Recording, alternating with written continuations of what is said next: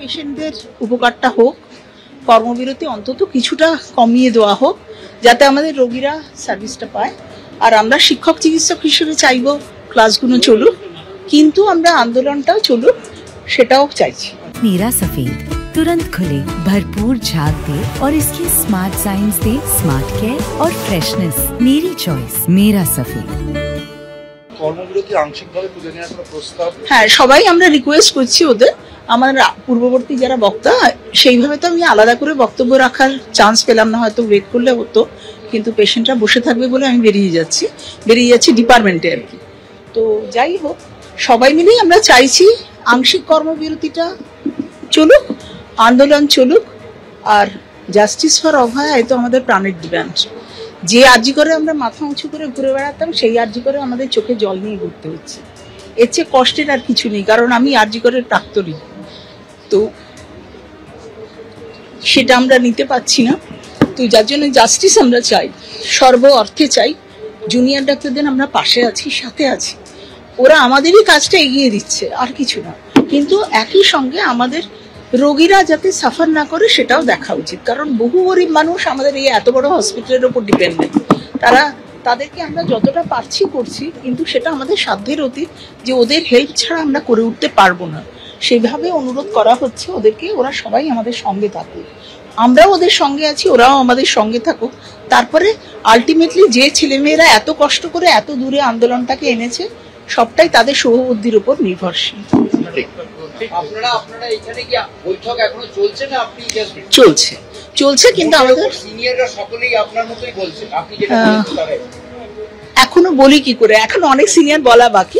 হ্যাঁ, কিন্তু আমাদের রোগী ওয়েট করছে, তারা রিপোর্ট নেবে বলে আমাদের সাইন হয়নি বলে বেরিয়ে এলাম। 5টার পরে চলবে না। আমার নাম প্রফেসর ডক্টর মৈত্রী বন্দ্যোপাধ্যায়, আমি মাইক্রোবায়োলজি ডিপার্টমেন্টের প্রধান। নমস্কার।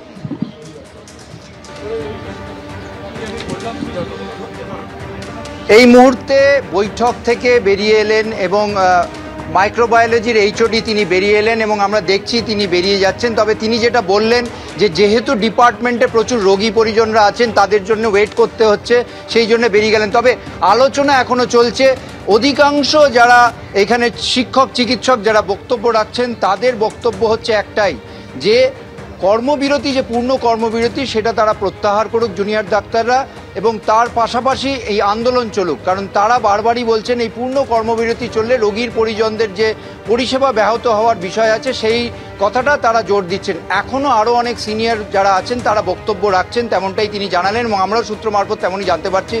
এরপরে জুনিয়র ডাক্তার তারা বক্তব্য রাখবেন।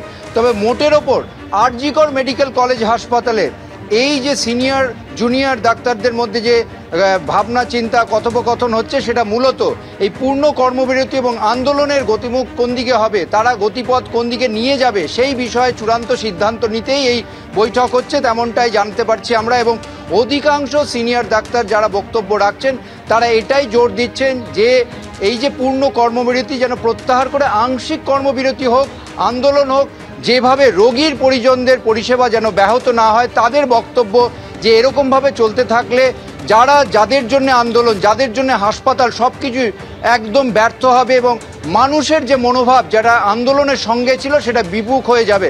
তবে জুনিয়র ডাক্তাররা কি মনে করেন এখন সেটাই দেখার, তারা কি বলেন। কারণ এই যে আলোচনা, এই আলোচনার পরে তারা জেনারেল বডি বৈঠক করবেন আজকে, এবং আগামীকাল প্যানজীবী হওয়ার একটা সিদ্ধান্ত আছে। এখন দেখা যাক আগামী দিনে বা আগামীকাল আর.জি. করের তরফ থেকে জুনিয়র ডাক্তাররা তাদের কি সিদ্ধান্ত নেন।